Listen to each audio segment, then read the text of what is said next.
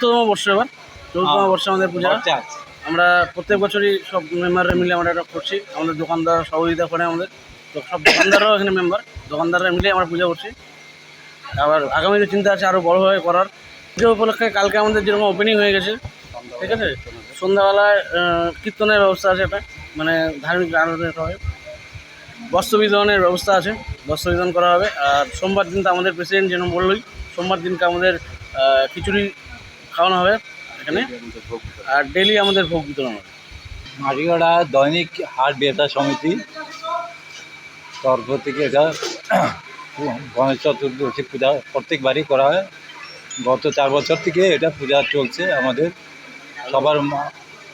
এই পূজা কমিটির যারা আমাদের মেম্বার সদস্যরা রয়েছেন, সেক্রেটারি হোক, প্রেসিডেন্টে হোক, ইয়া কেশিয়ার, আদার, সম্পূর্ণ মিলেই আমরা করছি। যেটুকু সবাইকে ধন্যবাদ জানাই, যেটুকু আমাদের ব্যবসায়ীকেও ধন্যবাদ জানাই, আমাদের কমিটিকেও ধন্যবাদ জানাই।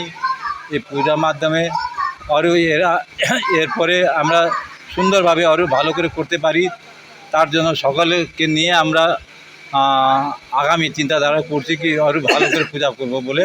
সোমবারে এই আমাদের খিচুড়ি প্রোগ্রাম আছে, বুধবার বিসর্জন।